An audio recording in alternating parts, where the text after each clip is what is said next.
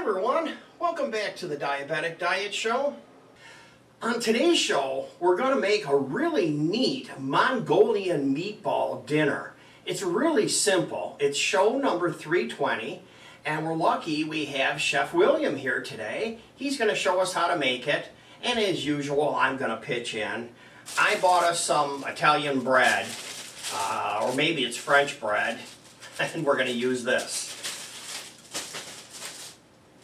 Now, the first thing you have to do, I guess, is your meat over there. So I'll do a few things here. I'm going to do my water with my noodles. So I'll do that in just a minute. I have to chop these up for you. I know you need 2 of these according to your recipe to start. And we've already washed them. So they're all clean. I'll just move this to the stove.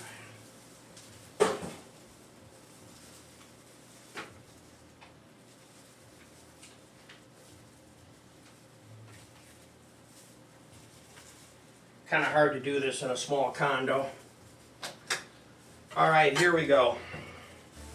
Cut off the bottom of these little rascals, and I'll just cut these up. Cut up the whites until they hit the stalk. Can I use this? Are you done with this? Yeah.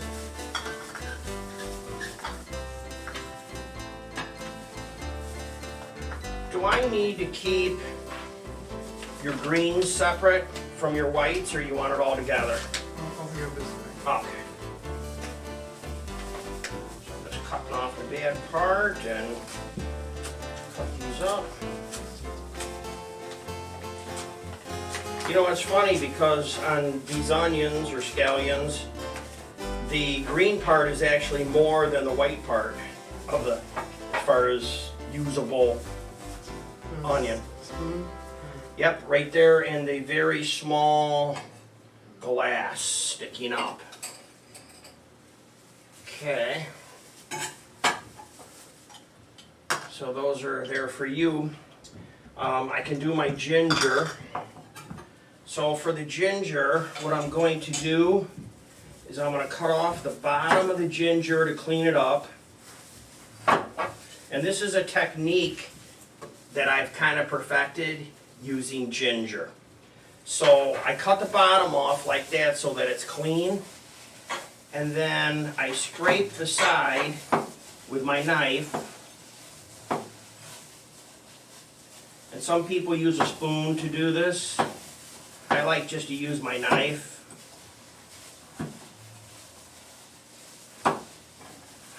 Just clean up all 4 sides. And ginger isn't expensive, so you know you can just trim it off. Whatever you throw away is you throw away. Then after I get my bottom cut off and get my sides all cleaned up, then I can go ahead and grate it. So I use a grater like this. And then with the meat. You need your breadcrumbs. Yeah, everything's in there. Breadcrumbs are in there. You got your egg in there. Agate and then Garlic, yes. salt, pepper. Yep. Okay, so I guess all you got to do is just wad them up. This is on. Okay, yeah, you can turn that on all the way. And as much oil as you want to use. This is one of William's recipes that he makes at home, so he knows what he's doing, but it's always hard when you go to somebody else's kitchen to know where stuff is. You don't want to use too much ginger, it's strong. We've made that mistake before. So you just roll your meatballs, and then just put them in. Yeah. Okay, cool. So the rest of the ingredients that we're going to use, of course, it's listed in the show notes. If you want, you can just hit the subscribe button, you'll see the more button, and the ingredients will be listed there. Or if you want, you can go to my website, which is jamestdds.blogspot.com. And while he's making all these meatballs, this is probably a good time to tell you about our question of the day. So the question of the day is, do you like meatballs? If you like meatballs, hit the thumbs up button. Let's see how many people like meatballs. Now let's go through the other ingredients that we're using on this. And it looks to me like this is a little bit of an Asian influence because it's Mongolian meatballs, and the ingredients are a little bit Asian, like that we use. So he's using a sea salt that's kosher, and of course the green onions. We have some sesame oil, chicken broth, soy sauce, Hussein sauce, and the garlic to go into the meatballs, as well as the panko breadcrumbs. So, although it's a few things to use, it's not a complicated recipe from the looks of it, so that usually makes it turn out really, really good.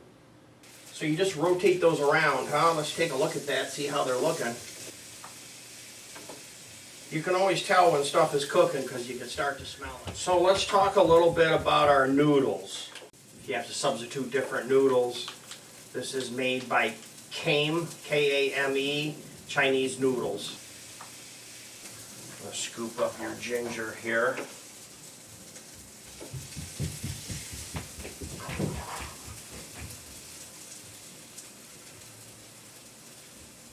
Now, you don't need to use all this ginger.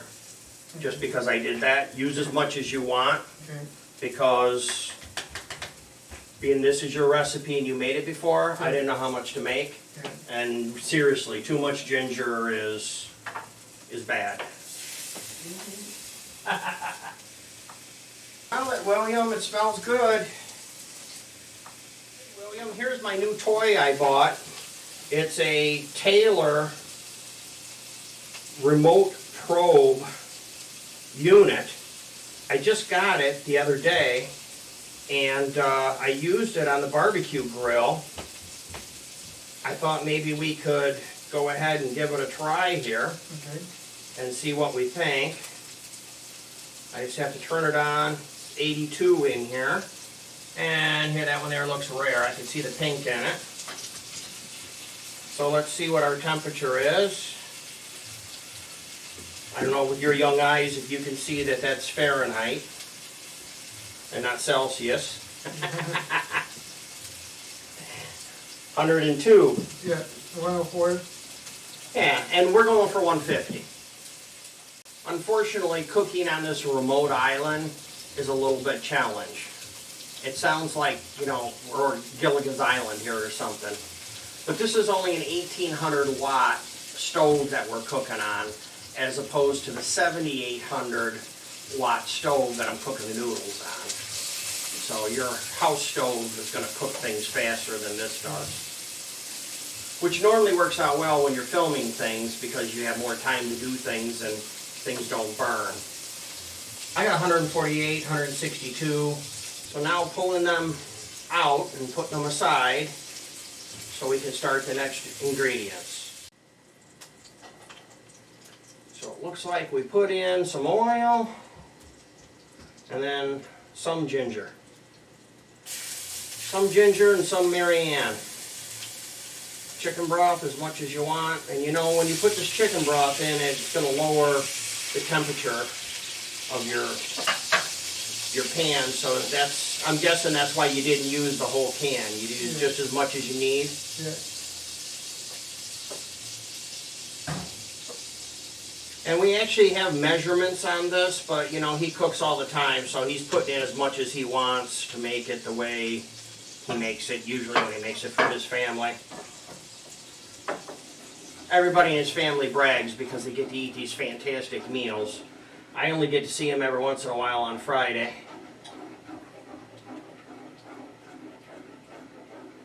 Now, if you want, in the top drawer over there is a remote infrared gun. In case you want to see when that gets up to temperature, you can just shoot it. Or you can do what you probably normally do, is wait until you think it's the right temperature, because you do this all the time. Yeah. I'm going to put the ginger back in the freezer. Carefully so we don't splash ourselves. a little bit here. So I did the noodles in my noodle cooker. Looks like this. And it has a remote basket in here. I just ordered this online. So it looks like this. What I'm going to do now is I'm going to give this a rinse with some cold water. I just ordered this online. I think I got it from Amazon. I don't work for them. I don't get paid. This is my hobby, but this is pretty neat. It has a steamer position where you can put your stuff in the steamer position. So I kind of like it. After you're done with your noodles, you can put it there if you want, or to set it back down the bottom. It has legs on that. Now I use cold water because I wanted to rinse it and get the starch off it so it doesn't stick together. You can also use hot water if you want to keep them hot, but I'm not really worried about the temperature. I think we're going to be hot enough with 160-degree meatballs here. Okay, so it looks like everything is all done here, huh? We need to get rid of some of this stuff. Yes. Make some room here for you and get some plates and we can plate up. I will be happy to do the noodles for you. I have oodles and oodles of noodles. Maybe just a little bit more. Just like that, and then you're in charge of meatballs.